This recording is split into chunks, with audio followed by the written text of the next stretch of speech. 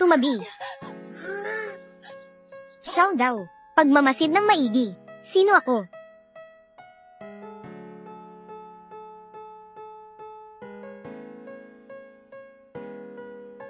Ikaw bata. Maling posisyon ng paghawak ng kutsilyo. Tingnan mong mabuti.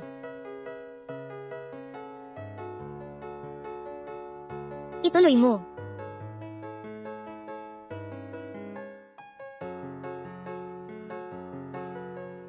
Hindi seryosong nag-aaral. Nagtatamad ka meron dito, hindi ba? Masakit. Mag-aral ka na. Ay daw. Isama ang prinsesa at tumakbo ng mabilis.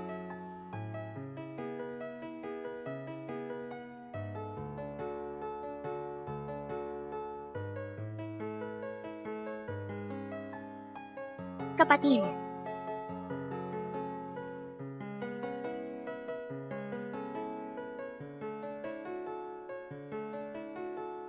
Matatag at maalam na Xiao daw. Paano ka naging ganito? Kapatid, kapatid, kung wala ka, siya, inaapi nila ako. Kapatid, kapatid, naiisip kita, kapatid.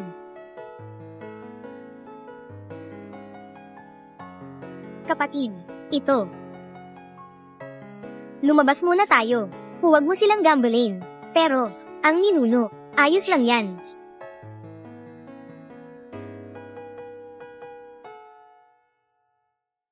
Pangalawang kapatid na babae, iwan si Luzing. Sa lugar ng ninuno, talaga bang kampante ka, Luzing? At ang kapatid ng ninuno, talaga bang magkamukha? Walang mangyayari. Ang kapatid ng ninuno. Ngunit paano kung sakali, makilala siya ng ninuno, at matuklasang hindi siya? Hindi ko maaari ang magiging resulta nito. Iniisip kong hindi, ngunit ituturing pa rin siyang siya.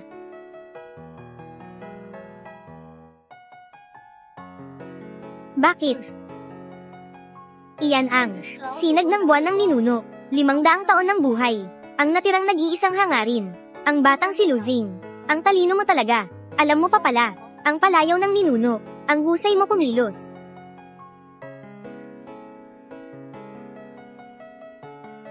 Umalis ka na. Huwag mo akong hayaan na makita kang muli sa hinaharap. Xiao daw. Gusto mo ba akong paalisin? Maloloko mo ang iba. Pero hindi mo ako maloloko. Ano? Base sa hitsura mo. Kung tatawagin mo akong ninuno, baka payagan pa kitang manatili. Pero hindi lang ikaw tulad ng kapatid ko. Magkamukha pa kayo. Ginaya mo pa ang pagtawag niya sa palayaw ko. Sino ang naglakaslog? Nautosang magpanggap ka bilang kapatid ko. At gumawa ng plano laban sa akin, ang matandang ito. Kalimutan mo na. Hindi kita papatayin sa pagkakataong ito. Pero sa susunod na makita kita, ang mga nasa likod mo, kayo lahat ay dapat mamatay. Lumaki na si Xiao daw. Mas naging masinsinan ng pag-iisip niya. Ayon sa mga utos ko, protektado niya ang sarili niya ng maayos. Ano? Ang mga ginto't pilak sa likod ng templo. Natagpuan ba ito ni Xiao daw? Paano mo nalaman na may nakabaong ginto't pilak sa likod bahay? Xiao daw. Ano ang itsura ng iyong asawa? Ang anak mong lalaki, katulad pa rin ba ng pagkabata mo? Kasing likot mo pa rin ba? Noong umalis ako, ang bata mo pa. Wala kang maaasahan. Pero ngayon, sinayagan mo ang pamilya Lu. May pasa ang lahi sa loob ng 500 taon. Sa paglalakbay na ito, napakahirap.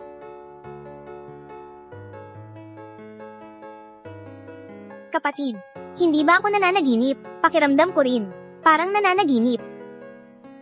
Pero, na makita si Xiao daw, na lamaking ganito, kahit panaginip, wala nang kulang. Kapatid, sa loob ng 500 taon, palagi kitang napapanaginipan. Pero ngayon, ito ang pinaka hindi totoo. Hindi talaga totoo. Sa panaginip, bihira kang magsalita, pero palagi mo akong tinatadyakan sa puwet. Halika, halika, tumalikod ka. Sige na. Pagod ka na, magpahinga ka muna. Ang sipang ito, sa susunod.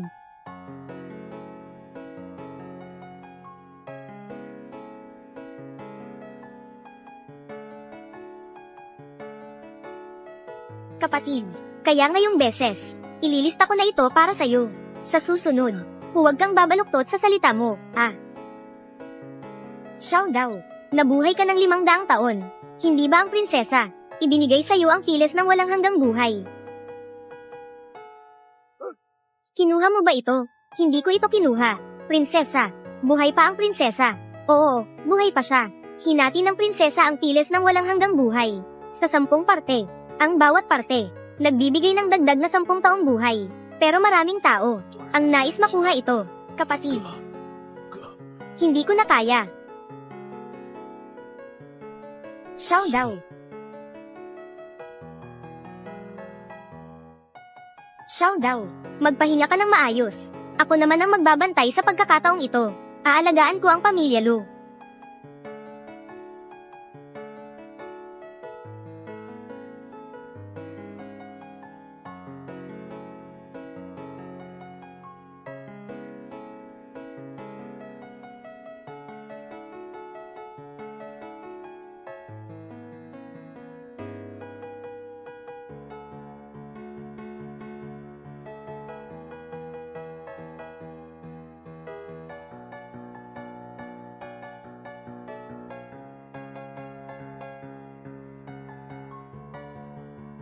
Kamusta na dyan?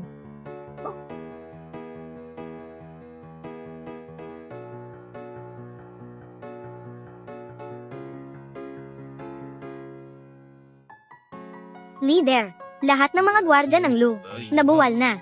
Sige, huwag guluhin si Lu Qingxi, at si Lu Chenjiao. Mahirap kalabanin yung dalawang babaeng iyon. Direktang pumasok, sa likod ng dambana ng Lu family. Ang kanilang 500 taong gulang na, matandang gamit ay ilabas. Naiintindihan.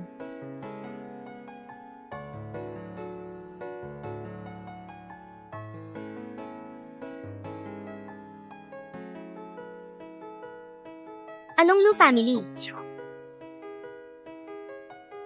Lao Jiyu, may nakita ka bang isang taong may hawak na kutsilyo?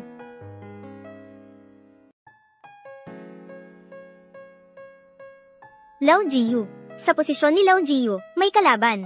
Mag-ingat, bantayan ang galaw ng paligid. May tao sa Lu family, patagang pagsalakay. Mag-ingat kayong lahat.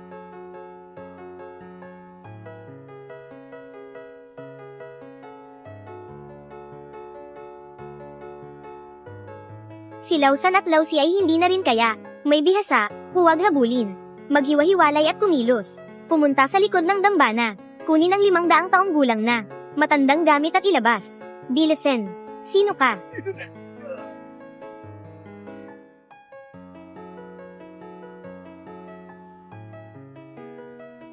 Sa loob lamang ng ilang minuto, nag-api ang buong grupo. Sa Lu family, may hindi kilalang bihasa, umatras.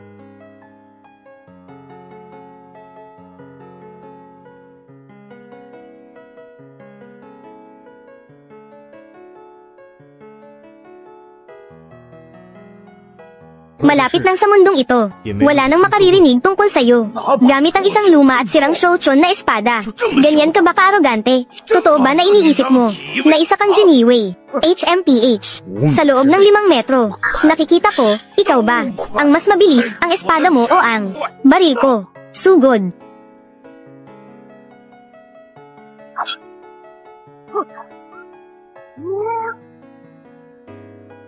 Dalhin siya.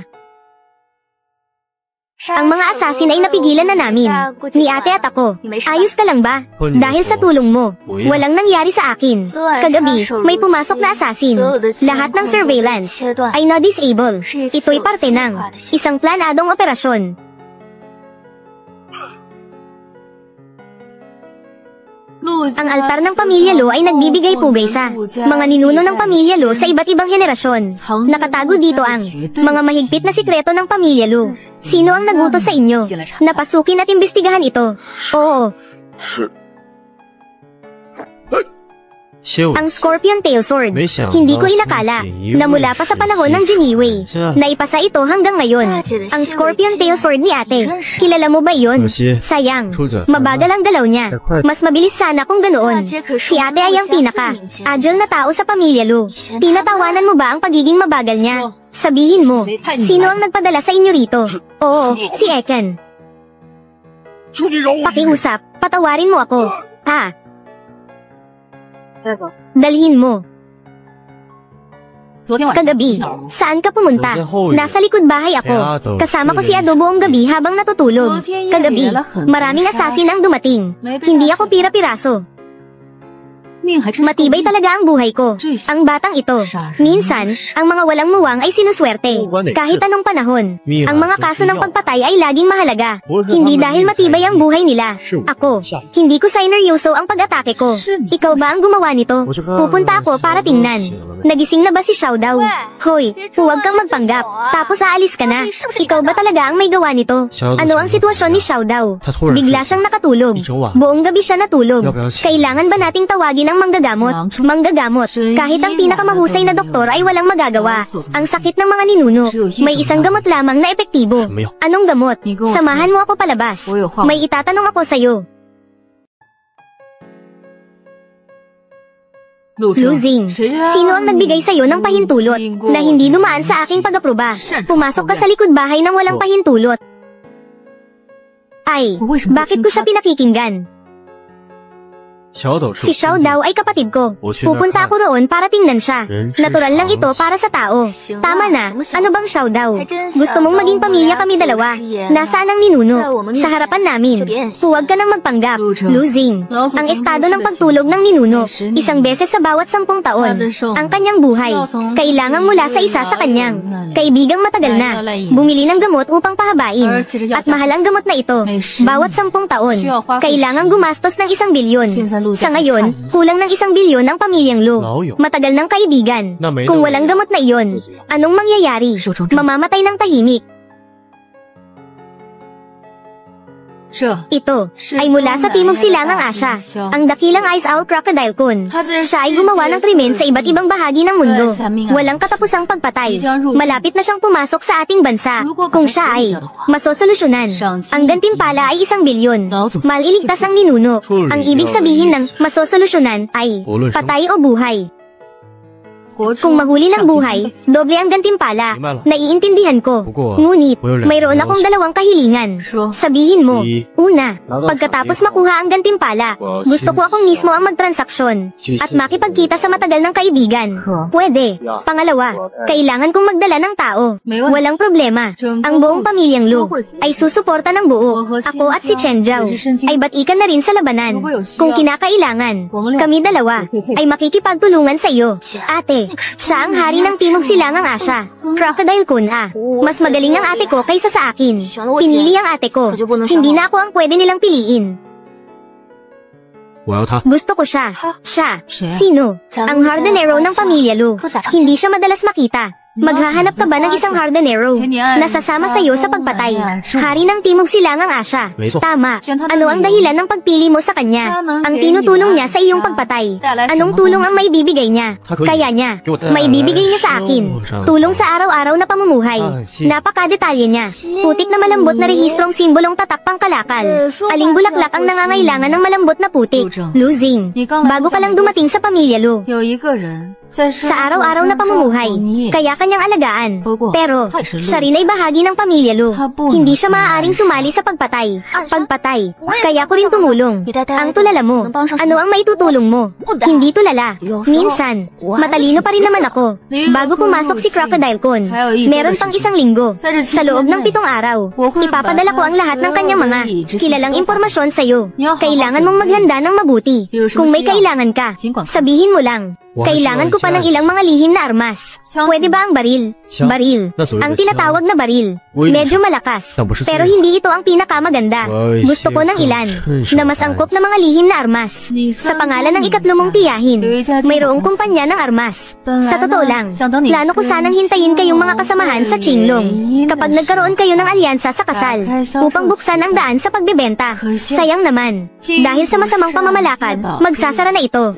Pero sa kabutihang palad, may natitira pang ilang armas. Pwede mong piliin ang gusto mo. Alam ko kung nasaan. Pwede kitang samahan. Kuya Lu, papunta roon. Pasensya ka na. Salamat sa tulong. Sige. Ate, sa ganitong delikadong bagay, talaga bang panatag ang loob mo? Nahayaan silang pumunta. Itong si Luzing. At noong bagong dating siya sa pamilya Lu, iba na siya. Pakiramdam ko, para siyang ibang tao na. Ako rin, may ganoong pakiramdam. Itong batang to, ano nga ba ang tinatago niyang? Napakaraming sikreto.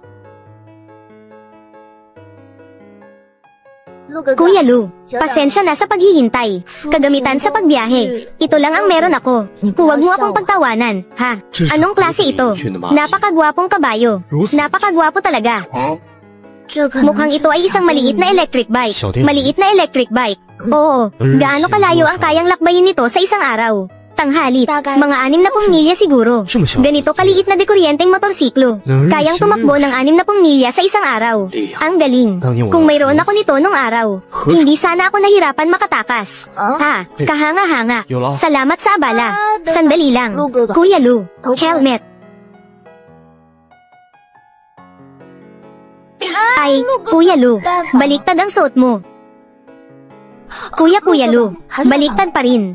Ganito ang tamang pagsuot. Sa tingin ko, pwede na ito. Napoprotektahan ng batok para hindi maapektuhan.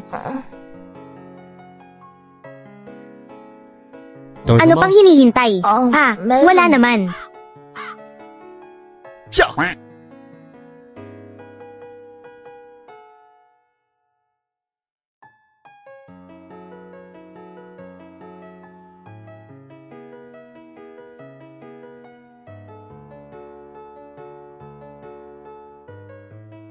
Xiao Yu.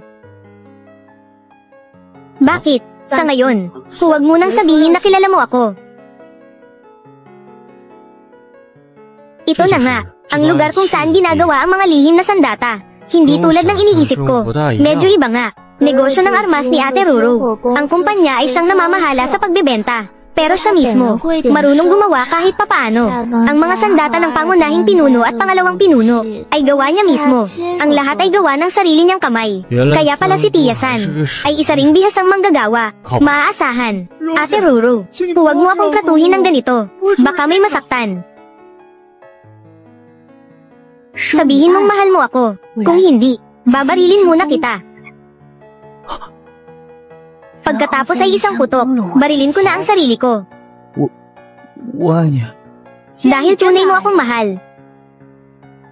Kaya gawin mo ng maayos, ng maingat at masinsinan. Halikan mo ang aking paa. Sino ang nakikinig sa labas? Gusto mo bang maikli ang buhay mo? Ay, dumating na ang munting Hardenero.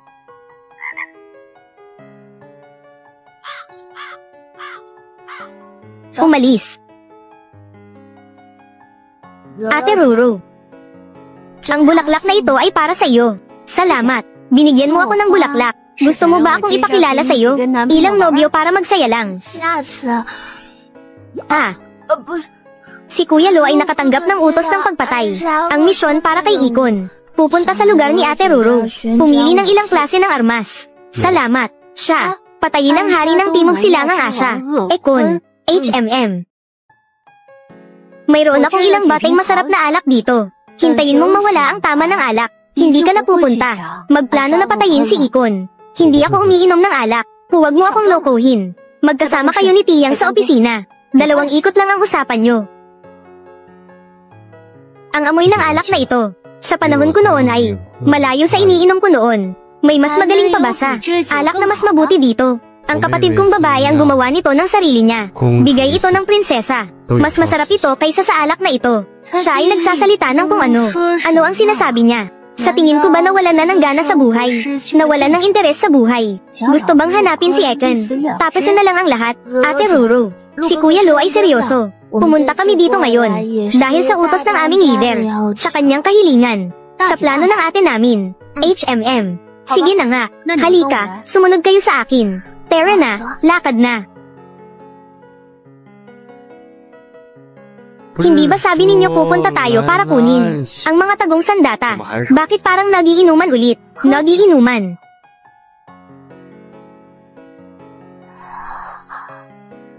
Isa pala itong lihim na pintuan. Pumili na lang kayo ng gusto ninyo. Nagmamadali pa ako dahil makikipagkita ako. Makikipag-date ako sa lalaki. Wow, ang dami namang baril. May mga sniper rifle pa. Itong iba't ibang klase ng baril. Ang prinsipyo ba nito ay halos katulad sa handgun? Oo, pero sa detalye, mayroon pa rin mga pagkakaiba. Hindi okay ang mga ito. Naghahanap ka ba ng nuclear bomb o hydrogen bomb? Gusto mo ba akong gumawa para sa'yo? Gagawa ako ng isa gamit ang kamay ko. Pagkatapos, palaso sa manggas. Lubad ng kawalang pag-asa. Pumili ng isa sa tatlo. Galing ka ba sa sinaunang panahon? O pelikula ba? O masyado ka lang nanood ng mga teleserye? Pelikula o teleserye? Ano ba yon? Parang gumagalaw na comics. Kuya Lu, kung hindi, ipapadala ko ulit sa'yo. Gamitin na lang natin ang Fei Yufu. Mas mabuti iyon. Panloob ng Fei Yufu. Ang disenyong kailangang maibalik sa dati. Para maitago ang lihim na sandata. Yung bulok mong lihim na sandata. Kaya bang ikumpara sa baril? Mas madali bang gamitin? Ang hirap naman ito. Halika. Napakatagal mo. Ang mga armas ng pamilya Lu, nasa bodega na lahat. Kumuha ka na lang. Pagkatapos kunin, huwag kalimutang isara ang pinto. May date pa ako.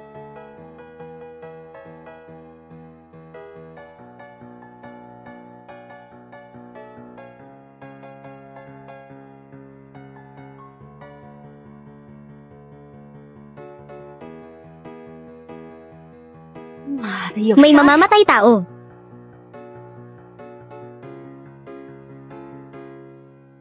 Ang layo niya. Huwag hayaan siyang makatakas. Pupunta ako sa likod ng kotse. Kukunin ko ang sniper rifle. Kuya Lu, heto.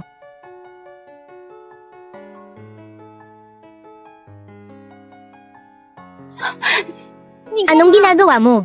Baliw ka ba? Pasensya na.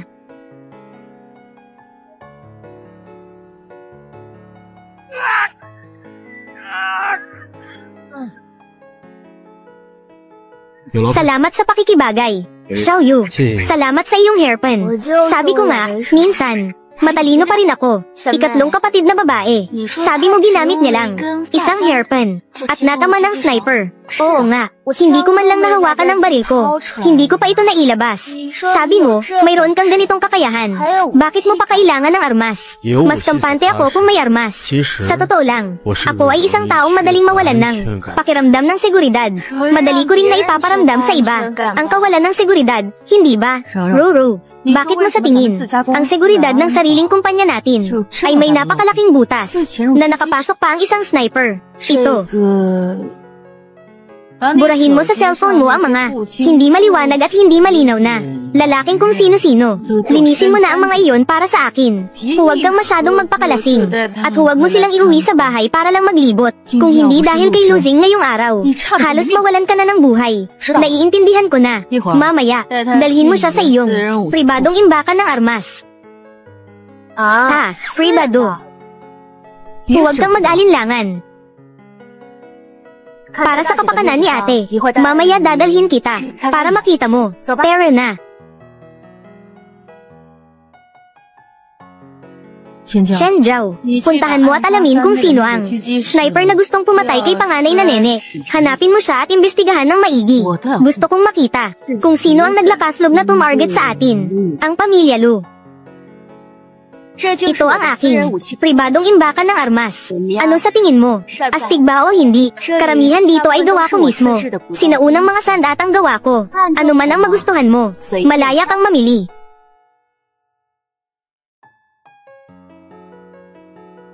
Hindi ko inakala, lumipas na ang 500 taon. Mayroon pa rin nakakagawa ng ganitong klase ng bagay. Simula 500 taon na ang nakakaraan. Sa bawat henerasyon, mayroong isa na natututo ng paggawa ng sariling sandata. Ang layunin ay upang protektahan ang ating mga ninuno at ang mga bagay na iniwan nila. Sa henerasyong ito, interesado lang dito. Ay ako na lang. Talagang may malasakit ka. Pero, hindi pa rin ito ganoon copy nung gawin. Kung ako ang gagamit, mas mahina pa ito kaysa sa basta-basta na lang. Itapon na hairpin. Sa tingin mo ba hindi pa yun sapat na pino? Gusto mo bang hayaan akong kunin ang mga nakatagong sandata ng ating mga ninuno at ipagamit sa'yo? Pwede ba yun? Sinabi lang na mataba ka, nagalit ka pa. Sino ba ang mga ninuno natin? Saksi, siya ang simbolo ng ating angkan, ang Lu, ang espiritual na sagisag. Dapat kasing gwapo mo siya. Para maging karapat dapat kang gumamit. Siguro, karapat dapat naman yata ako. Kung titingnan mo ng maigi, may pagkakahawig kayo ng ninuno natin. Kahit papaano, magkahawig nga kayo. Sige na nga, hintayin mong kunin ko, para makita mo. Ito, ang sinasabing alamat na palaso sa manggas. Nakatago ito sa manggas. Pwedeng hilahin ang gatilyo at magpapakawala ng tagong sandata. Kilala mo pala ito. Pero, ang modernong baril ay kaya nang tuluyang palitan ito. Dahil ang baril ay hindi lang mas malakas ang lakas. Bukod pa rito, mas madali rin magpalat ng bala. Ito na ang pipiliin ko. Bakit ito? Sa mga kamay ko, ang kaya ng baril. At hindi kaya ng baril. Kaya rin itong gawin. Ibig mong sabihin, sa pamamagitan lang ng isang palaasong tago, tingin niya kaya na niya harapin ang hari ng Timog Silangang Asya. Oo nga. Ate, hindi mo ba siya papayuhan? Pinipilit pa niya akong bigyan siya ng kahit anong sandata. Grabe, parang laro lang ito sa bata. Sa modernong sandata, wala siyang alam. Basta angkop sa kanya, ayos na. Ay siya nga pala, yung sniper na iyon. Kamusta na? Sino ba talaga ang nagpadala sa kanya? Ang pangalawa mong ate, tinanong siya buong araw. Wala pa rin nakuha na sagot. Sanay siya at bihasa. Isang profesional na mamamatay tao. Pero 5 minuto lang ang nakaraan. Si Luzing ay nagkusang loob. Pumasok para magtanong. Hindi nakuha ng pangalawa mong ate ang impormasyon. Paano niya nakuha ang sagot? Si Luzing ay nakuha na ang impormasyon tungkol sa sitwasyon. Natanong ko na, 5 minuto pa lang. Natanong ko na agad. Kagabi, inatake ang pamilya Lu. At inatake rin si San Mei. Pareho lang sila ng grupo. Si Ekan ang umupa sa kanila. Si Ekan pala. Sabihin mo, sino ang nagutos na pumunta ka dito? Oo, si Ekan. Pakiusap, huwag mo akong patayin. Ano ba talaga ang layunin nila? Bakit nila ginagawa ito? Alam na kaya nila. Nabalak natin siyang problemayin. Matanda na siya. Tungkol sa mahabang buhay ng mga ninuno, lubos ang interes niya. Kasama na itong paglusob. Para sa layuning iyon din. Hindi mabuti ang intensyon ng mga dumating. Magaling ka ah. Mukhang mabait ka tingnan. Pero napaka-harsh ng puso mo. Sige, magsalita ka. Anong uri ng parusa ang ginamit mo sa iba?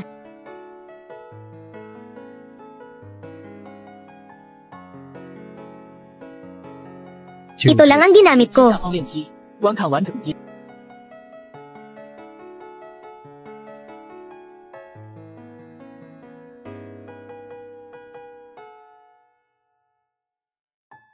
Ang taong ito ay tagapagingat ng silk garments. Ano ang tagapagingat ng silk garments? Maaari mong ituring na 500 taon na ang nakaraan. Ang pinakamalakas na mandirigma ng dakilang dinastiyang Chen. Ang ating mga ninuno ay nakipaglaban sa kanilangan. Ang resulta ay nag-iwan ng aral ng mga ninuno na huwag muling makipaglaban sa kanila. Talaga ba, Hanzo? Gusto ko sanang subukan. Ngunit, matagal na itong nangyari noon. Matagal nang naglaho ang tagapagingat ng silk garments.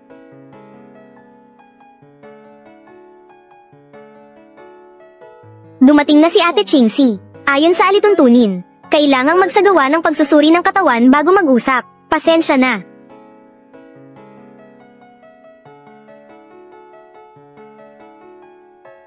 Alam ko na ito ay piging ng panlilinlang.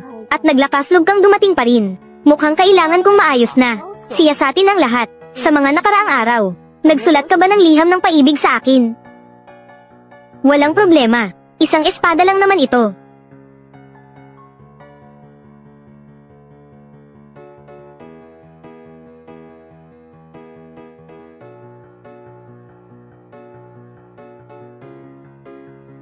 Ekan, ang kamakailang pagsalakay sa pamilya Lu, ng mga mamamatay tao.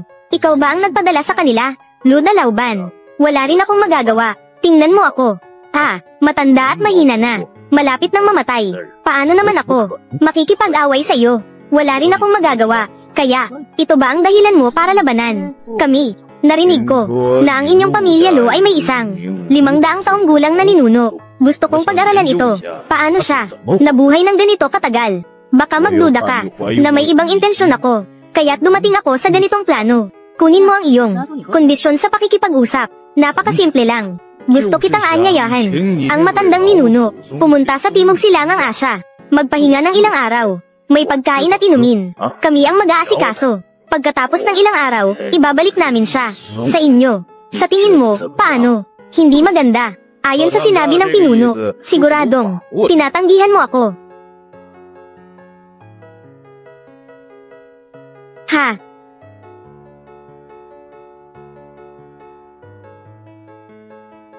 Paano ko magagawang tanggihan ka? Napakausisa mo sa amin. Lihim ng matandang ninuno. Bakit hindi ka sumama sa akin?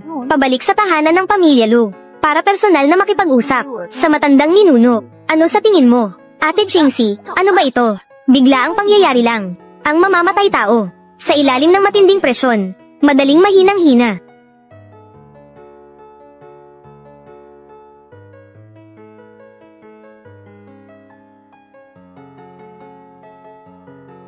Kapapalit lang nito.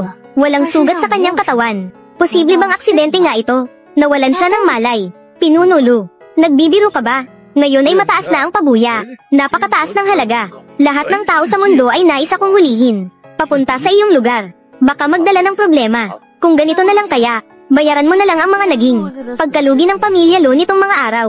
Sa kabuuan, 1 bilyon. Simula ngayon, tayo ay magkahiwalay at hindi magkaangkas. Ano sa tingin mo?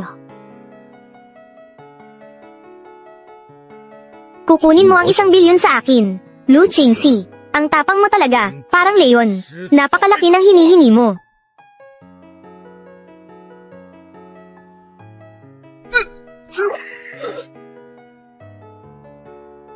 Ang paggastos para maalis ang sakuna. Ang pinakamainam na paraan upang mapawi ang gulo. Hindi ba?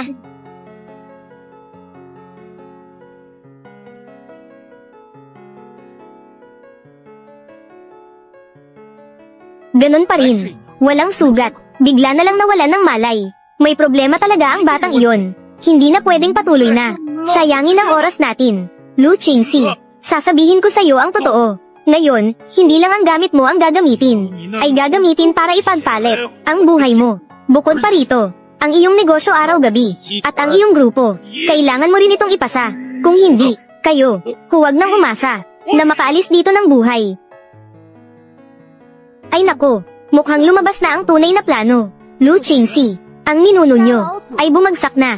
Nakasalalay na ang pagbagsak. Ang pamilya Lu na nasasakupan mo, ay hindi na uunlad. Alamin mo ang sitwasyon. Ngayon na ang tamang oras para ang pamilya Lu, ay ipasa na sa amin. Ang paghingi na lang ng awa ay sinabi mo, nang napakagarbo. Umalis ka sa ibang lugar. Dito sa Jiangzhou, tayong lahat, ay umaasa sa sarili nating kakayahan upang mabuhay. Ikaw,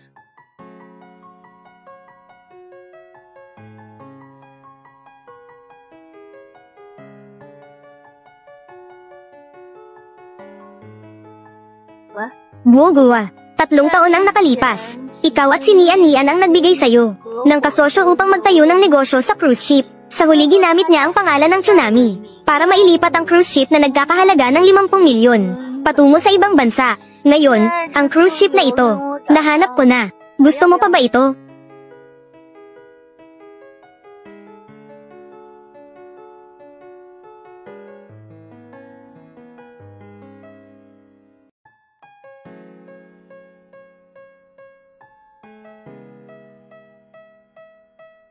Tian, isang araw habang namamasyal, nakuhanan ko ng larawan si Nian at ang asawa mo.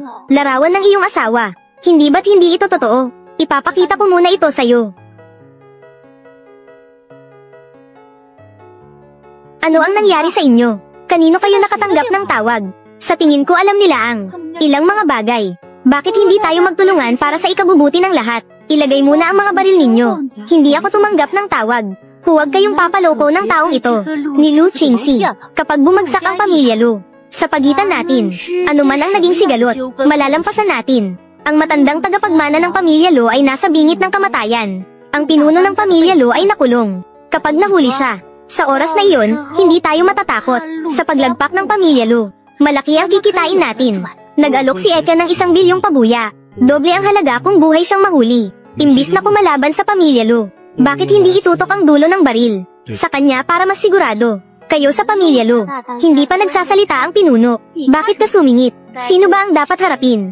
Wala ba akong sariling paghatol? Pasensya na itong dalagang ito.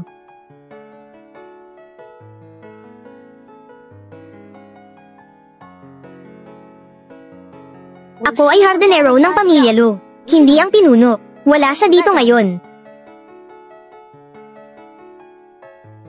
Marunong kang gumamit ng sining ng pagbabagong anyo mula sa Tang Imperyo. Simula pa lang ng panahon. Matagal nang nawala ang sining ng pagbabagong anyo. Hindi na ito lumilitaw. Hindi rin ito nakita dati. Ginamit ba nila iyon? Posible bang ang pamilya Lu? Talaga bang tagapagmana ng tagapagingat ng silk garments? Kaya, gusto ninyong kunin ang baril at itutok ito sa amin. Kayong tatlo, huwag ninyong isipin ang pagtataksil sa akin. Pumili ng pabuya na 1 bilyon o lalabanan ang pamilya Lu. Pag-isipan ninyo ito ng mabuti. Ano ba ang ginagawa ninyo?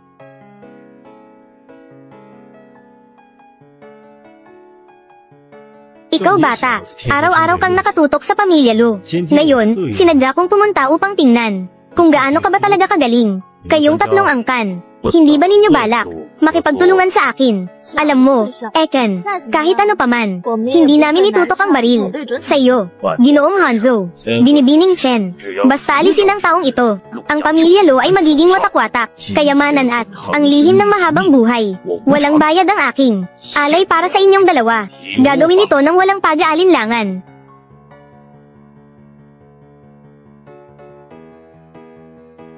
Sa tingin mo, ang dalawang tao sa likod ni Eken, na Dalubhasa at si Luzing, sino ang may mas malaking tsansa ng tagumpay? Itong si Luzing. Simula nang ibinalik sa pamilya Lu, at nagsimula sa pagsusuri, ay nagbigay sa mga tao ng pakiramdam ng mahirap maabot o maunawaan.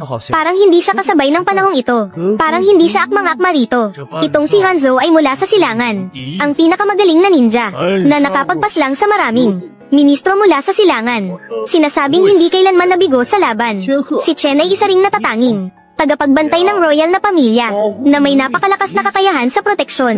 Kapag pinagsama ang dalawang ito, ang isa ay pinakamalakas na sibat. Itong batang ito, maaaring mas higit na kapahamakan ang naghihintay sa kanya. Ang pinakamagaling na ninja mula sa silangan. Kumilos na.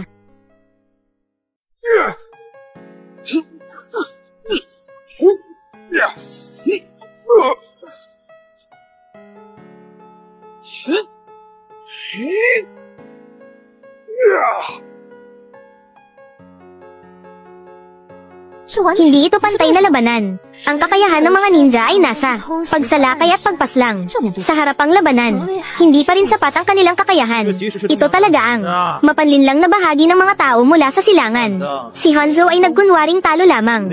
Hindi pa inilalabas ang lahat ng kanyang lakas. Binibigyan niya ng pagkakataon si Chen. Nagkunwari lang natalo. Sabi ko na nga ba, paano naging ganito kalakas si Luzing?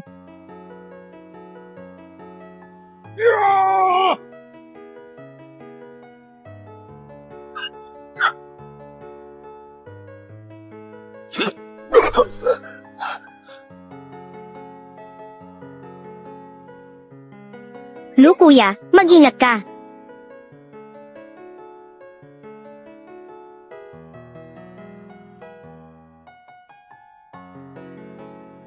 Sa silangan, wala pang nakakahadlang sa talam na ito.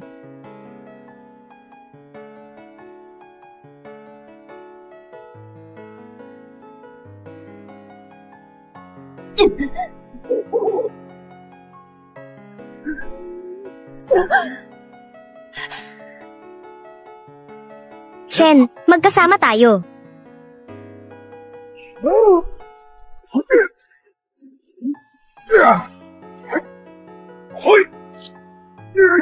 Nararamdaman na niya ang tensyon.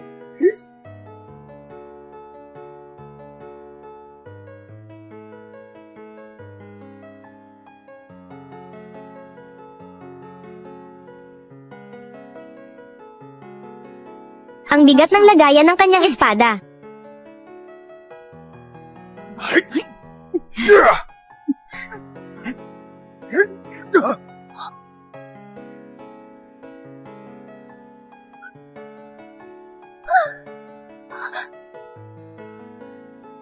Ninja mula sa silangan. Noon pa man ay hindi sila umabot sa sukdulen. 500 taon na ang lumipas. Bawat henerasyon ay mas mahina kaysa sa nauna. Hanzo ninja mula sa silangan.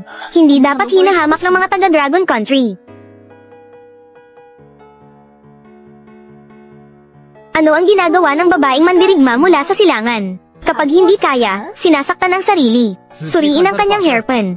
May nakalagay pang lihim na gamot doon. Ang babaeng mandirigma mula sa silangan ay handang isugal ang buhay niya. Lahat tayo nandito para magtrabaho. Hindi naman siguro. Panalo na si Luzing pero hindi pa sapat. Kailangang mapinsala ang mga taga-silangan. Napakasensitibo at marupok na pagpapahalaga sa sarili. Malaking problema ang dinadala niya sa sarili. Kapag walang kakayahan ng isang tao, ang galit ay magmumukhang kituwa-tawa lang.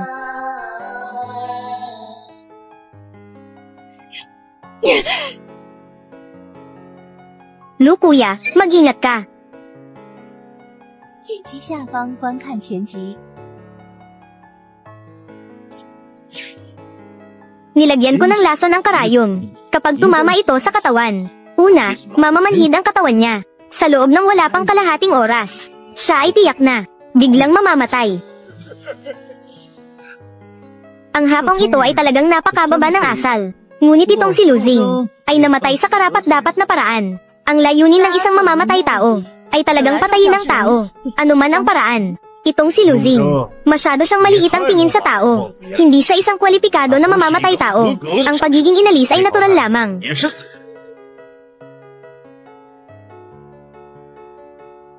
Paano ito posible? May laman ang kanyang manggas. Oo, ito nga iyon. Ginamit niya ito kanina. Ang lihim na sandatang ito, tumama sa bundok upang takutin ng tigre. Sa tahimik na walang bakas, napabagsak niya ang matandang langit at matandang lupa. Hindi ko ito nakita ng maayos. Ano ba talaga ang bagay na ito?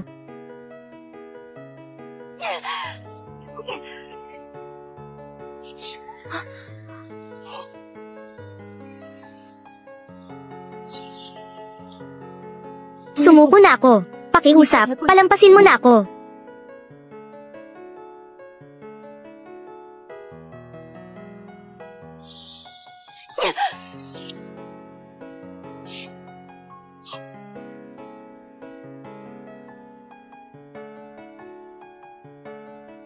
Meron ka pa bang ibang mga galaw? Gamitin mo na ito.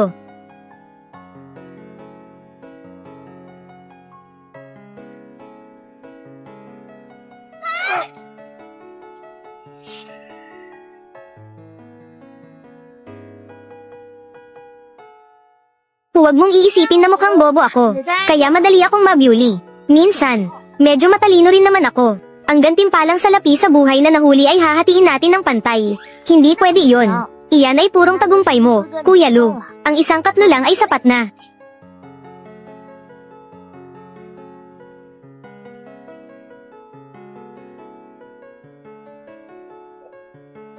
Lu Qingxi, ikaw talaga. Bakit ka nandito? Kanina pa ako naghihintay sa labas. Ano?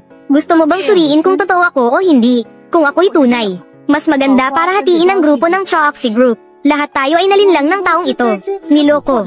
Qingxi ni ate. Kami. Papaano nagkaroon ng ideya ng hatian? Ng Lu family. Nakakainis na si Eken. Pumasok siya sa Dragon Nation namin. Hindi siya magkakaroon ng magandang kamatayan.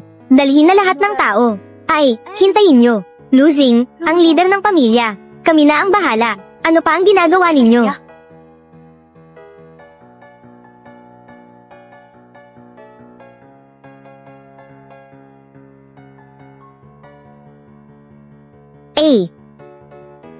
Ang kompromiso para sa kapanatagan ay magdudulot ng kapahamakan. Ang pagtutunggali para sa kapanatagan ang magpapanatili sa kaayusan. Kapatid na Lu. Ang dalawa kong kapatid, ayos lang ba sila? Ginamit ko lang ang aking lihim na sandata para isara ang Feng Chi Acupoint nila. Sandaling nakatulog lang sila. Feng Chi Acupoint. Sa wakas, kayo pala ang tunay na hari ng mga mamamatay tao. Kumpara sa muling pagsasama-sama ng pamilya at mga kaibigan, ang reputasyon ay wala namang halaga. Hindi mahalaga. Tara na.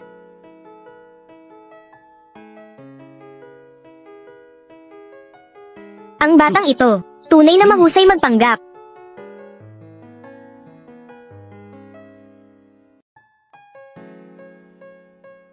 Nakapagpahinga ka ba kagabi? Sa isyu ni Eken, salamat sa sakripisyo mo. Malaki ang nagawa mo. Hindi ko inaasahan. Ikaw bata, matalas ang utak mo, ha? Alam mo kung paano mangata bago umatake. Kung maayos gamit ang salita, hanggat maaari, huwag gumamit ng lakas. Mas mahalaga ang kapayapaan. Gamitin ang loika para kumbinsihin ang iba. Kung talagang hindi magkaintindihan, may kaalaman din ako sa santukan at sipa. Gamitin ang pisikal na lakas para kumbinsihin, tama ba? Nakakahiya. Ang gantimpalang salapi para kay Eken. Maayos ba ang pagkuha nito? Naibigay ko na siya sa gobyerno. 2 bilyon na gantimpala. Nasa card na ito lahat. Ang password ay ang kaarawan ng matandang ninuno. Ang daming pera. Lahat nakatago dito. Sa maliit na card na ito. Hindi kaya galing ka talaga sa sinaunang panahon. Kahit bangko card, hindi mo pa nakikita. Parang natatandaan ko pa. May isang tao na pumusta sa akin noon. Hindi na kailangang baligtarin ang pangalan. Pero, pagdating ng oras, pumayag ka sa isang hiling ko. Ayos na yon. Kung kaya mong ayusin si Eken, at maayos ang lahat ng ito, pumayag ako sa 10 hiling mo. Anong ibig mong sabihin, bata? Tinuturo mo ako, ha? Pinuntahan mo ang arsenal ni Sanmei. Ang pera naman, bigay ni ate. Wala akong maibibigay na kahit ano. Dahil sinabi mo na sinaunang tao si Luzing, bakit hindi na lang ikaw ang sumayaw? Isang sayaw na may sinaunang estilo. Pagkatapos nito, tapos na ang usapan. Ano sa tingin mo? Pwede. Sinaunang estilong sayaw. Yung laging trending na yon sa mga maikling video. Ang sikat na uri ng sayaw na yon. Hindi ba't madalas kang sumayaw niyan? Ito. Si Luzing, sa huli, isang nakababatang henerasyon. Gusto mong sumayaw ako sa harapan niya. Ang mga tao ng pamilya Lu, kapag nagsalita, kailangang maging tapat. Sige na.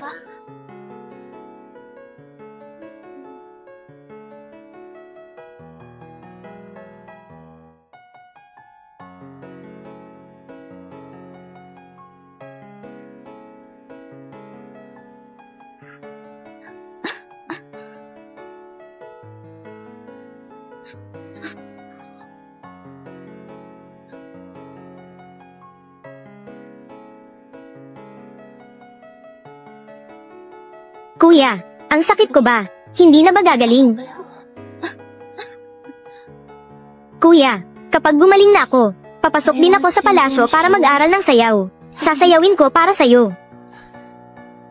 Sige, basta gusto mo. Maghahanap ako ng music hero mula sa palasyo para turuan ka. Maghahanap ka ng music hero mula sa palasyo para turuan ako. Kung ganun, mag-aaral ako ng mabuti.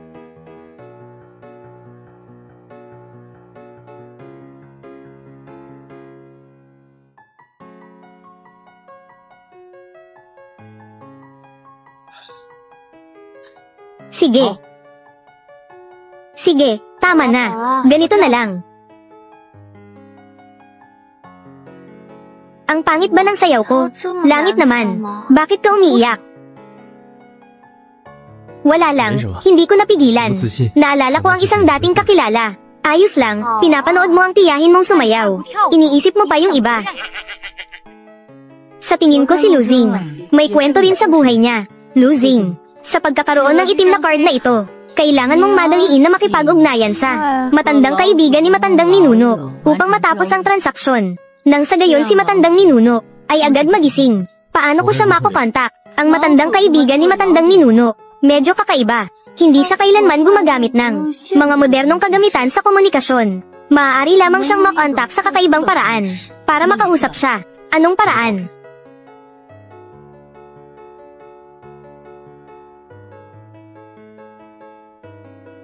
Ano ang sinabi mo?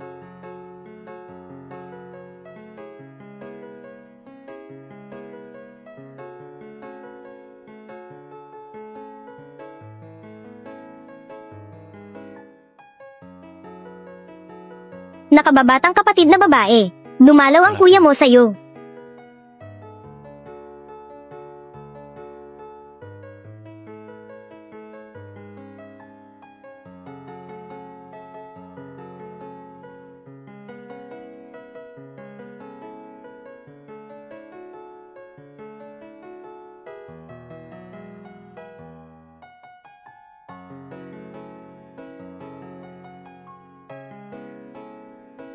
Ginamit ng prinsesa ang elixir ng kawalang kamatayan upang pahabain ang buhay ni Ado ng 500 taon. Buhay pa rin ang prinsesa.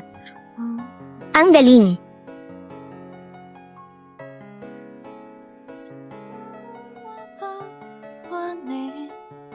Sa paglipas ng 500 taon, pati si Ado ay nagkakaedad na. Sa ganitong anyo, hindi ko alam kung ang kalusugan ng prinsesa ngayon ay nasa mabuting kalagayan. Ayon sa alamat, kung ang buong elixir ng kawalang kamatayan ay inumin, maaari kang magkaroon ng buhay na walang hanggan. Ngunit sa kasalukuyang paghahati-hati ng elixir, tila, wala ni isa sa kanila ang may tunay na buhay na walang hanggan.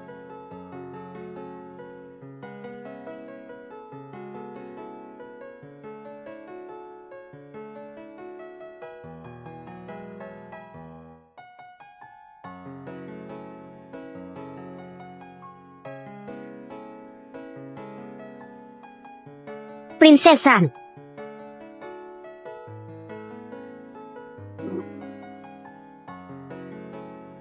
Prinsesa, sandali lang. Ano ang tawag mo sa akin? Prinsesa, sa loob ng 500 taon, palihim mo pa rin pinoprotektahan ng pamilya Lu. Ginamit mo pa ang elixir ng mahabang buhay upang pahabain ang buhay ni Ado ng 500 taon. Gumamit ka rin ng ganitong kakaibang paraan ng komunikasyon upang ang nakababatang kapatid na babae ay manatili sa harapan ng altar nang may saganang insenso. Lubos akong nagpapasalamat sa iyo. Ginoo, hindi ako prinsesa. Ako ay nagtatrabaho dito bilang tagalinis. Hindi ka prinsesa. Kung ganun, bakit ka tumatakbo? May utos ang pinuno. Bawal basta-basta pumasok sa sagradong bulwagan.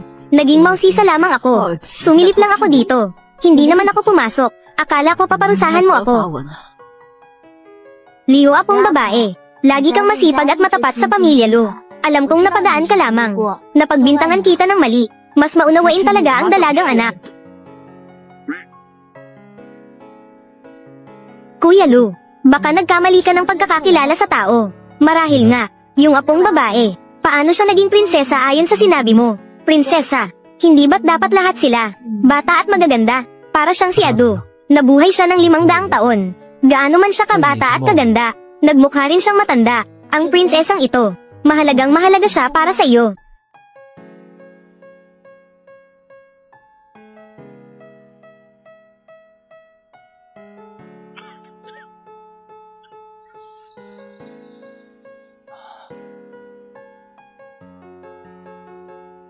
Nakaligtas ako, mga ninuno.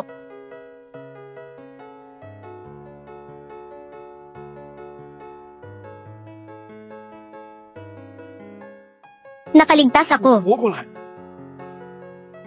Mga ninuno, ito lahat ay siluzing, pag-ikot ng tubig, ang pagliligtas sa pamilya Lu mula sa matinding paghihirap, at iyong gamot, siya rin iyon sa personal, nakiusap na lumapit. Kalokohan, ito ang aking kuya, kayo po, maliit na brat, matuto kang mabuti sa kanya. Kung hindi dahil dito, tinulungan ako ni na Qingxi at Chen Zhao. Hindi ito gagana, kakagising mo lang. Huwag masyadong mabalisa. O kuya, tingnan mo ako ngayon. Hindi ba maganda?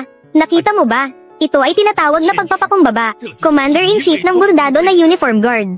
Kung patuloy kang gumagalaw, sinipa kita. Kuya, mga nakaraang pangako, hindi ko nakalimutan. Sige, sipin mo ako.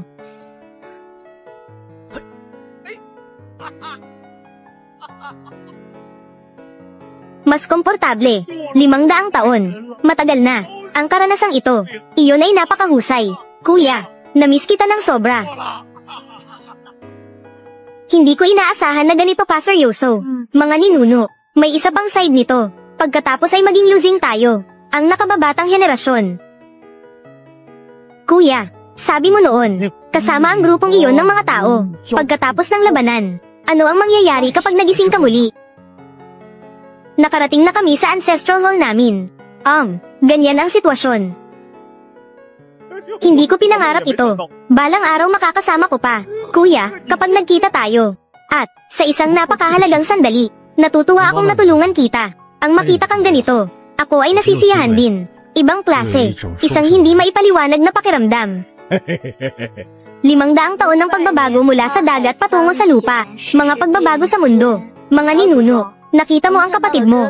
Nahanap ko na naman ang sarili ko. Sabi ko nagsulat ka pa ng review. Humanap ka agad ng girlfriend ng kapatid ko. Tama, kuya. Kara-rating ko lang sa panahong ito.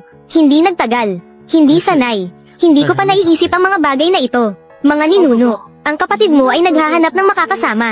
Ang pamantayang ito ay lubhang mahirap. Tama yan. Isang prinsesa lang ang gagawa. Prinsesa, Marami akong paraan. Losing, mga bar, KTV, at dance hall. Sundan mo lang ako. Garantisadong magkaroon ng lahat ng uri ng prinsesa. Huwag mong bigyan ng kapatid ko. Walang kwenta. Gusto, pinakamataas na klaseng venue. At, 10 panimulang punto ng sabay-sabay.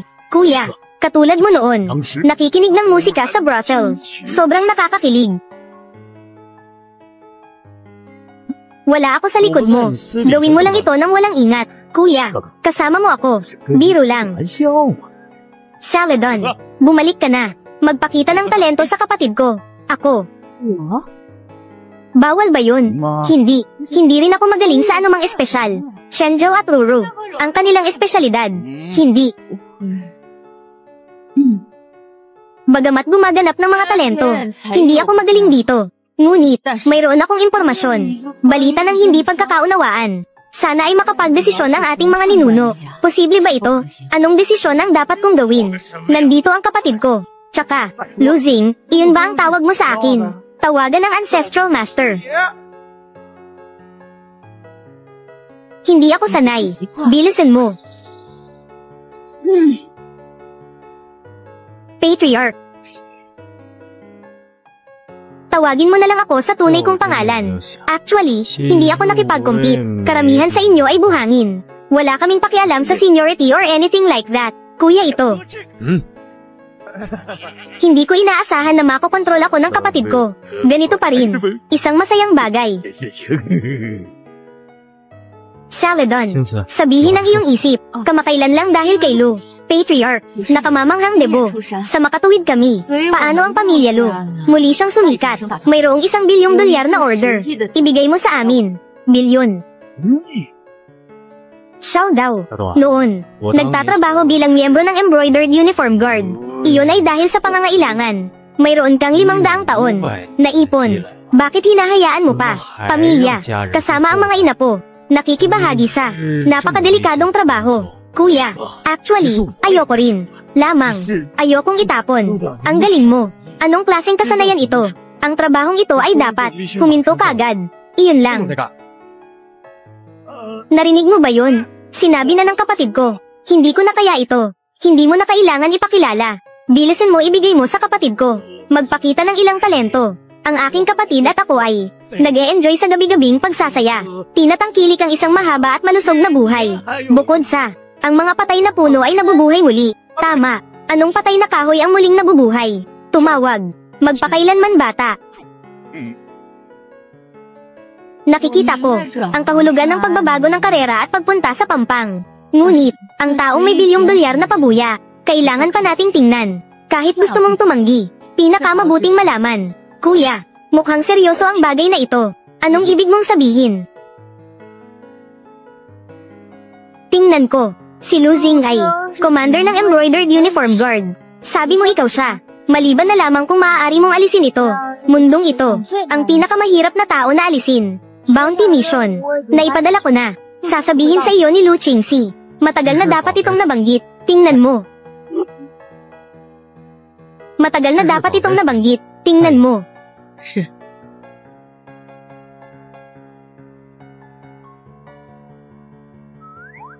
Ano ito? Kuya, hindi mo pa alam di ba? Ito ay tinatawag na telebisyon. Maaari kang kumuha ng mga larawan ng anumang bagay sa loob. Kung ikukumpara sa ating panahon, ito ay higit na binuo. Alam, makakagamit pa ako ng cellphone. As expected sa kapatid ko. Naghanda din ako. Subukang gumawa ng isang aksyon sa harap mo.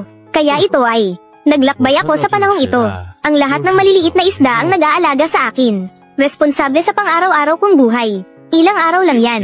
Hindi ko na siya nakita simula noon. Maliit na isda.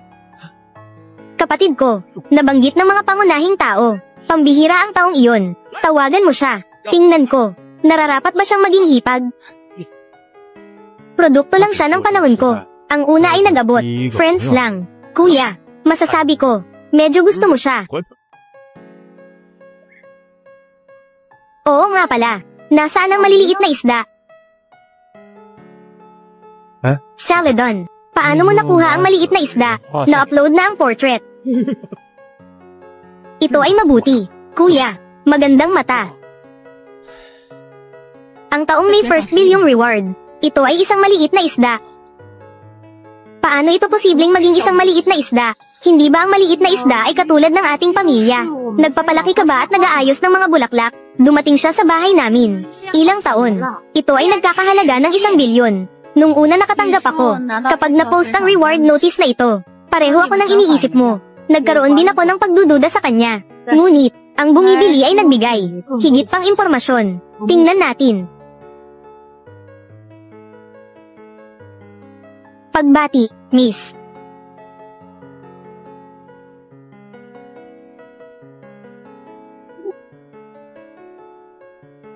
Sabi ko sa'yo, huwag mag-overthink ito. May posibilidad ba? Mayaman na babae. Halina't maranasan ng aming pamilyang Lu. Buhay lang. Mga ninuno. Hindi ito pwede. At, isa pang bagay. Iyon ang pinakakinakabahan ko.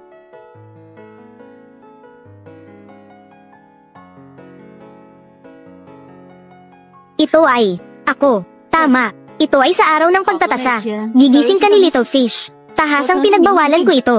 Walang sino man ang pinapayagan. Pagpasok sa Lu Family Ancestral Hall. Pero napakaswal niya. Parang pamilyar na routine. Parang pag-uwi.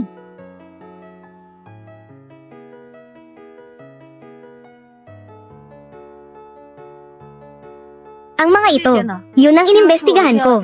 Lahat ng impormasyon tungkol sa maliit na isda, pag-aalay sa mga ninuno, mayroon ding mga pagtukoy sa patriarka. Hinala mo, ang maliit na isda ay lalaban sa maliit na isda. Hindi ito mabuti para sa pamilyang Lu. Isinasaalang-alang ang kanyang iba't ibang mga pangyayari. At ang pananaw ng labas ng mundo sa kanya. 1 bilyong dolyar na pabuya. Sa tingin ko ang maliit na isda. Ang maliliit na isda ay isang potensyal na problema. Ngunit sa huli, o ito ba ay ang mga ninuno, at ang patriarka, pumunta upang magpasya. Ang prinsesa ang tinutukoy. Ang pinakamahirap sa mundo. Ang taong inalis ay talagang si Xiaoyu. Kailangan ko na bang paalisin siya? Doon ko lang makikilala ang prinsesa. Kuya, ang bagay na ito, anong balak mong gawin? Nasaan na ang maliit na isda? Siya ay nasa pamilyang Lu pa rin. Hindi ko na alerto ang kalaban. Lamang, huwag mong hayaan na manatili siya sa iyong tabi. Sa paligid mo lang. Pinabalik siya. Ang orihinal na lokasyon ng Hardenero.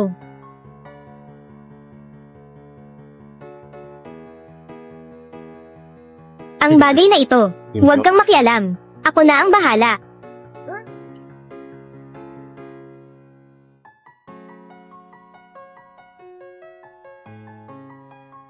Maliit na isda. Kuya Lu, nakarating ka na. Matagal na kitang hindi nakikita. Ito ay para sa iyo.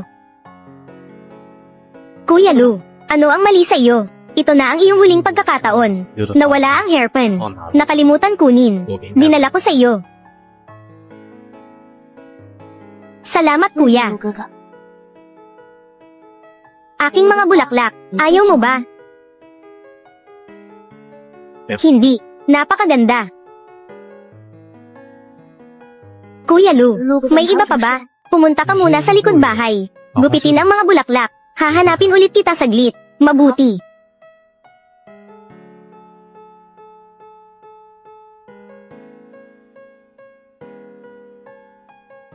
Tila ang patriarch. Hindi ko pa rin kayang gawin ang sarili ko.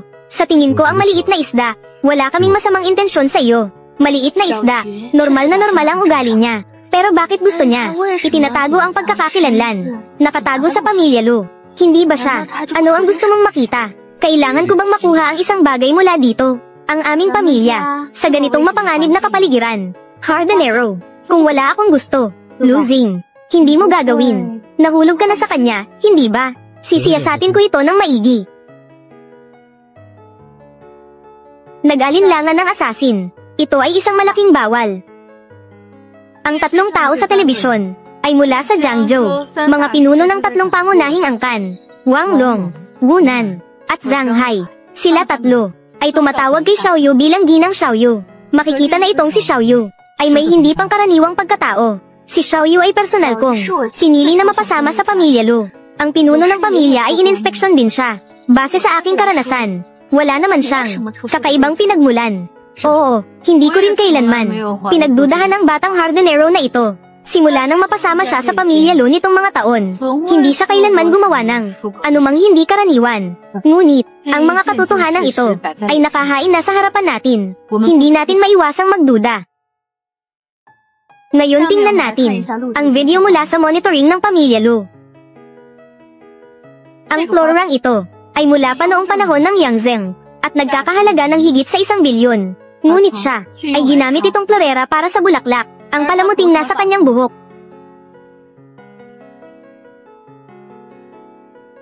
Ang palamuting ito ay mula pa noong panahon ng Qianlong at nagkakahalaga ng milyon-milyon. Nakita ko ito. Ibinigay niya ito noon kay Lu Xing para saktan ng sniper. Kuya Lu, heto. Tama, ang palamuting ganito kamahal. Hindi siya nag-aalala kahit kaunti.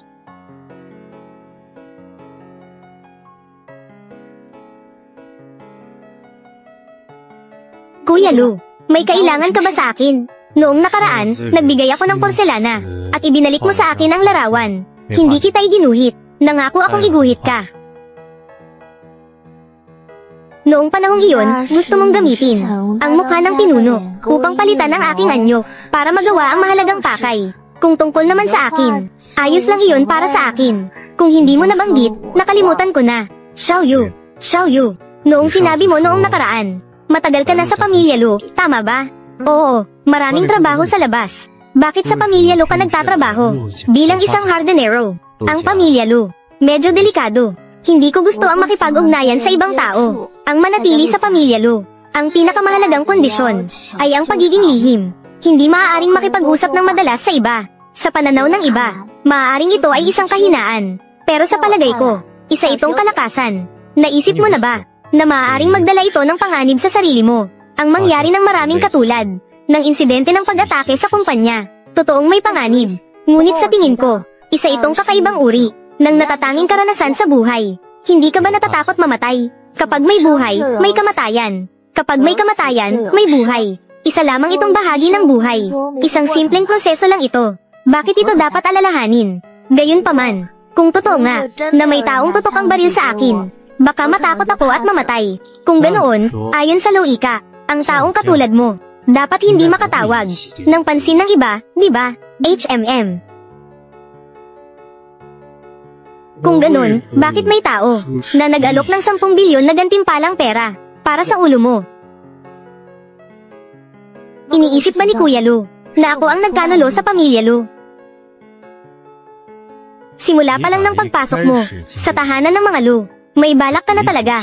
Itong larawan ng isang tao, ginagamit para maging alaala ng aking kamatayan. Mukhang angkop nga ito.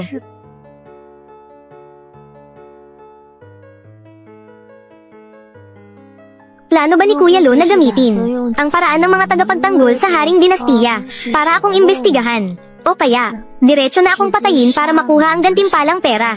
Ngayon, hindi lang ang mga tao sa labas ang gustong pumatay sa'yo. Kahit ang prinsesa ng dakilang Chen ay nagsabi na kailangang patayin kita para makaharap siya. Kilala mo ba ang prinsesa? Oo, kilala. At malapit pa kami. Kung ganun, maaari kang magkaroon ngayon ng paraan para mabuhay. Dalhin mo ako para makita ang prinsesa. Masisiguro kung hindi ka mamamatay. Tama ang sinabi ng prinsesa, na kapag namatay si Xiao Yu, saka ka lang niya makikita. Bakit? Dahil ito ang kondisyon ng prinsesa. Kuya Lu, lalabanan mo ba ang kondisyong ito ng prinsesa? Ikaw at ang prinsesa, ano ba talaga ang hidwaan nyo? Ang prinsesa at si Xiao Yu, isa lang sa kanila ang maaaring mabuhay. Gusto mong makita ang prinsesa. Kung ganoon, kumilos ka na.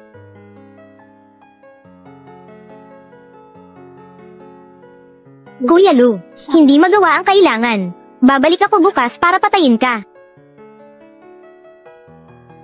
Kuya Lu, 10 bilyong gantimpalang pera. Sa'yo na ito. Ang buhay ni Xiao Yu. Ikaw ang nagbigay nito sa kanya.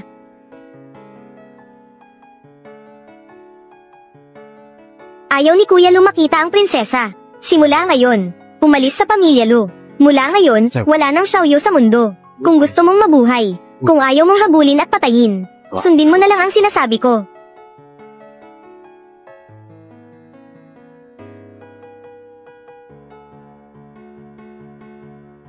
Kuya, tungkol kay Xiao Yu, ano ang plano mo para sa kanya? Pinalaya ko na siya. Mula ngayon, kung siya'y buhay o patay, hindi na makikialam ang Pamilya Lu. Pero, ang 10 bilyong gantimpala ay masyadong nakakaakit. Kahit hindi tayo makialam, may ibang tao pa rin na gagawa ng paraan. Oo nga, Hindi mo siya mapoprotektahan habang buhay.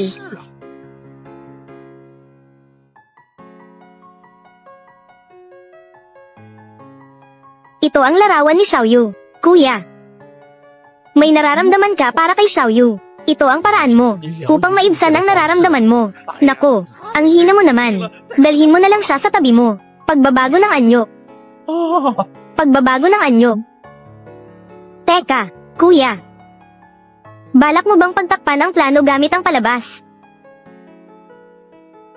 Dakilang guro, hindi ito maaaring mangyari. Kung ang totoong pangyayari ay matuklasan, ang reputasyon ng angkan ni Lu ay maaaring bumagsak. Bukod pa rito, wala na ring mga mamimili na magbibigay sa atin ng mga order. Hindi ba ito mas mabuti? Ang negosyong may patayan ay itigil na natin. Sa hinaharap, magsimula na tayo ng marangal na negosyo. Ang angkan ni Lu, mula pa noong panahon ng dakilang Chen, na tagapagtanggol sa Haring Dinastiya, hanggang sa pagiging Surya Agency, at naging kumpanya ng mga bodyguard, ay ginagawa lahat ito upang maipasa ang iyong pamana, kuya. Ngunit kung mayroon kang plano na talikuran ng lahat, wala na rin kaming dahilan upang pilitin ka pa. Matagal mo nang dapat gawin ito. Sa 500 taon, patuloy kaming gumagawa ng mga trabahong puno ng panganib at karahasan. Dahil dito ngayon, kakaunti na ang mga kalalakihan sa angkan. Marahil ito ay isang kabayaran ng tadhana. Sundin na lang natin ang sinabi mo, kuya. Gamitin ang pagtakip sa isang plano gamit ang penya labas. Bawat taon, maraming bangkay ang walang kumikilala. Maaari tayong mag-angkin ng isa. Pagkatapos ay bihisan at ayusin ang anyo. Sa huli ilibing ng maayos. Isa rin itong mabuting gawa. Langit, langit, paano, kuya? Nakumpirma na ng mamimili ang bangkay. At hindi ito nagdulot ng pagdududa. 10 bilyong gantimpalang pera. Naipadala na ang pera. Ang bilis naman nito. Oo nga, ito rin ang nakita ko. Ang pinakamaayos na mamimili. Kuya, ang dali ng kinita ang 10 bilyong ito. Tungkol sa iyong pagpapanggap. Hanggat walang namamatay, walang magiging kaaway. Panalo lahat ng panig.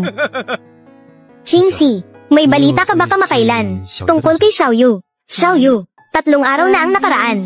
Mula nang umalis siya sa pamilya Lu. Wala nang naging bakas. Mukhang sumunod siya sa utos ni Master Ancestor. At simula noon, nagtago na siya. Matapos ang gantimpalang pera niya. Ito talaga ang pinakamahusay na paraan para iligtas ang sarili. Sayang lang, hindi natin natuklasan ang tungkol sa kanyang pinagmulan. Mukhang napaka-misteryoso niya. Kuya, saan ka pupunta? Siyempre pupunta akong makita si Prinsesa. Huwag mong kalimutang bumalik ng maaga para kumain.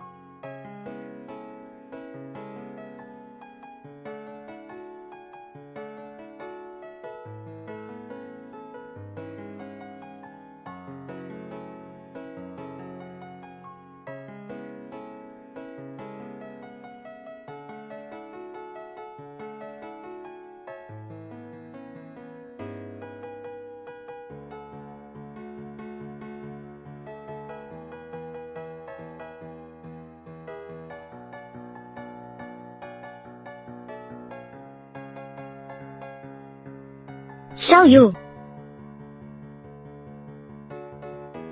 Xiaoyu, hindi ba't ako ang nagsabi sa'yo na umalis? Patay na si Xiaoyu. Ginamit ko ang teknik sa pagpapanggap para pagtakpan ang plano, para mapapayag ang mamimili na tapusin ang gantimpalang pera. Hanggat hindi ka magpapakita sa buong buhay mo, walang makakahanap sa'yo. Ang gusto ko, walang dumating para hanapin ako. Xiaoyu, ikaw ba? Hindi mo ba naiintindihan ang sinasabi ko? Naiintindihan ko. Minsan, medyo matalino pa rin ako. Xiaoyu, kung ang prinsesa ay malaman na buhay ka pa, lahat ng ginagawa ko ay mawawalan ng saysay. Alam ng prinsesa na patay na si Xiaoyu. Simula ngayon, gagamit siya ng sarili niyang tunay na pagkakakilanlan upang mabuhay. Anong ibig sabihin nito? Ang elixir ng buhay na ito, baka hindi mapunta sa kamay ng emperador. Itago mo ito ng maayos.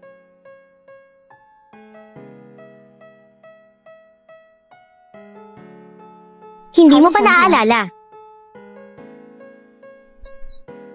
Ang elixir ng buhay na ito, baka hindi mapunta sa kamay ng emperador. Itago mo ito ng maayos.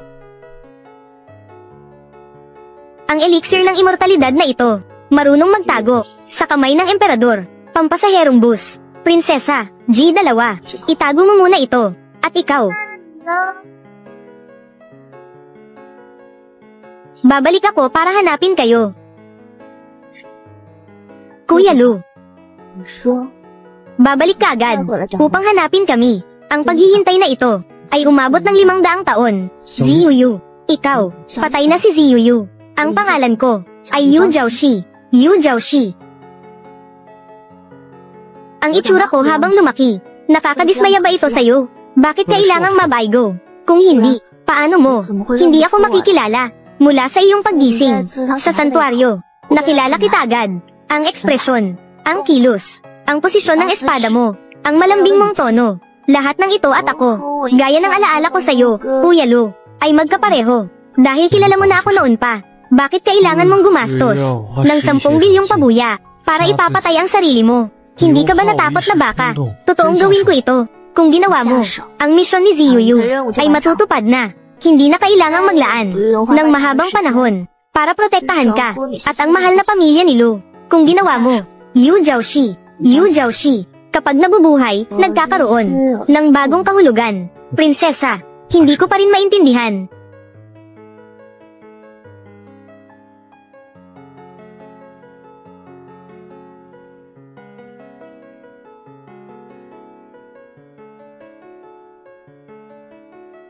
Kuya Lu, sa araw na umalis ka, mga ilang taon na ako noon, tinatayang, 5 o 6 na taong gulang, mula sa isang 5 o 6 na taong gulang, na batang babae, hanggang sa 500 taong gulang na matanda, para sa isang tulad kong, tulad nito, ang pagkahumaling, ay isang napakasakit na bagay. Binigyan mo ako ng elixir ng immortalidad. Ang misyon ko, ay protektahan ng pamilya Lu. Sa loob ng 500 taon, ikaw, prinsesa, ang palaging nagpoprotekta sa pamilya Lu. Ano ba talaga noong panahong iyon? Ang tunay na nangyari, pagkatapos mong bumagsak noong araw na iyon, agad akong natagpuan ng aking ama at hari, at dinala pabalik sa palasyo. Bago ako umalis, ibinigay ko ang elixir ng immortalidad, kay Lu daw.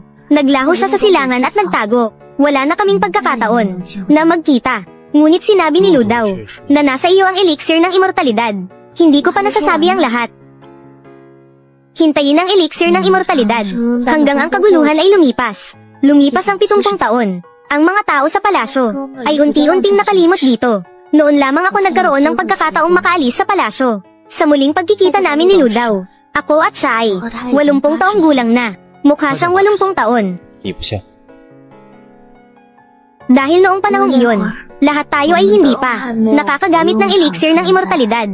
Ang nakakagulat para sa akin ay, ang nais kong sabihin ay, hanggang nauubos ang langis at napapatay ang kandila, ang elixir ng immortalidad na iyon. Hindi niya yun ginamit, sinunod niya ang iyong utos, at itinabi niya iyon para sa akin. Ang batang ito ay talagang, tanga talaga. Kaya naman nagkasundo kami, nahahatiin ang elixir ng immortalidad. Si Lu daw ay buo ang tiwala, at ipinagkatiwala sa akin ang desisyon. Kaya naman nagkaroon ng, sa libingan ng kanyang pangalawang ate, ang kasunduan sa harap ng puntod. Bawat 10 taon, ako, ay maghahayag sa pamilya Lu, na ang elixir ng immortalidad, ay kailangang bilhin sa mataas na halaga, upang mapilitan silang, patuloy na magunlad, at hindi bumagsak. Prinsesa, napakabuti ng iyong puso. Nakita mo na ako, noong ako ay bata pa. Nakita na ako ni Lu daw, noong ako ay matanda na. Ngunit hindi pa nila ako nakikita, sa pinakabatang anyo ko. Kaya, ginamit ko ang pagkatao ni Ziyuyu, upang maglakbay sa mundo ng pagmamahal. Si Lu daw, para sa pamilya Lu, ay bumuo ng pundasyon sa loob ng 100 taon. Prinsesa, siguradong, napakarami na ang iyong mga anak at apo.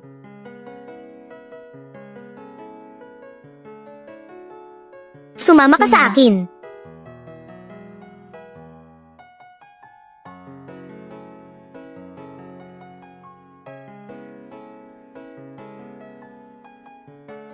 Ikaw at ang pamilya Lu ay matagal nang mausisa tungkol sa tunay kong pagkatao. Dahil sa video na iyon, na ibinigay ko kay Lu Qingxi.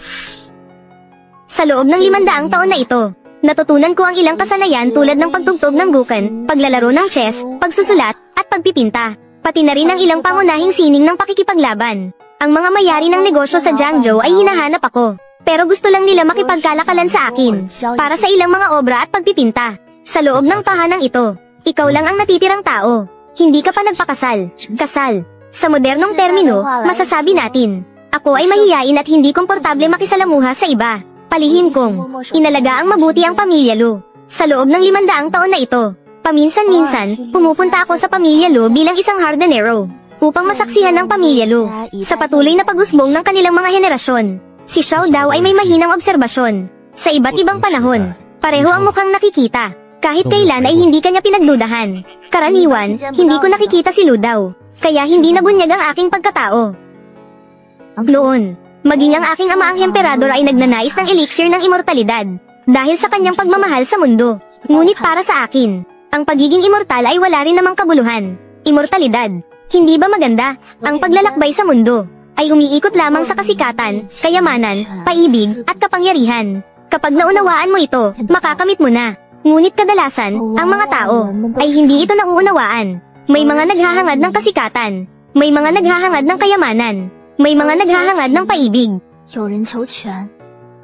At kapag natamo na nila ito, ay gugustuhin nilang mabuhay ng mas matagal pa. Kapag hindi mo makuha ang hinahangad mo, pakiramdam mo yung buhay ay wala ng kasiyahan. Ano ang hinahanap ng prinsesa? Sa tingin mo? Kasikatan. Hindi mo kang iyon. Ginamit mo ang ibang pangalan. Kapangyarihan. Hindi rin iyon. Kayamanan. Kaya mo namang maglabas ng 10 bilyon sa isang iglap. Kaya't ang hinahanap mo ba ay paibig? Sa totoo lang, maraming taon na ang nakalipas. Iniwan ko na ang pagnanais na makamit ang elixir ng immortalidad. Ang nagpapanatili ng buhay ko ay ang pilit na paninindigan na protektahan ang paniniwala ng pamilya Lu. Pero 2 buwan na ang nakalilipas. Muling sumiklab ang pag-asa sa puso ko. Narinig ko na sa pamilya Lu'y may dumating na isang binatang lalaki. May magandang anyo at kamukha ng sinaunang tagapagtatag na parang parehong-pareho.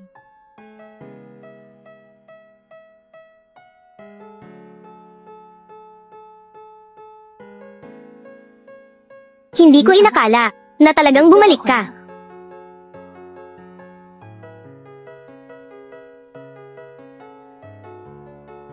Si Luzing noong 1 buwan pa lamang ay isang taong walang alam at walang direksyon. Walang ginawa kundi magpakalango sa alak araw-araw. Subalit biglang isang araw, siya ay naging tunay na taong nasa aking guhit. Kaya naman, matagal mo na pala akong nakilala at iniwan sa akin ang desisyon. Gastos ng 10 bilyon, pabuya para sa sarili mo. Kung mapatay kita gamit ang kamay ko, ipapasya mong. Kaya kung protektahan ng pamilya Lu, pagkatapos noon, may iwan mo na ang pasan-pasan mong bigat sa loob ng 500 taon. Kung hindi ako kumilos. Nangangahulugan na may nararamdaman si Luzing para kay Ziyuyu. Sa pagitan ng lohikal at emosyonal, gusto kong malaman kung ikaw ay pipili sa alinman. Sinasabing ang bantay sa lakay ng emperador ay malamig at walang damdamin. Pero sa tingin ko, 74, wala namang espesyal.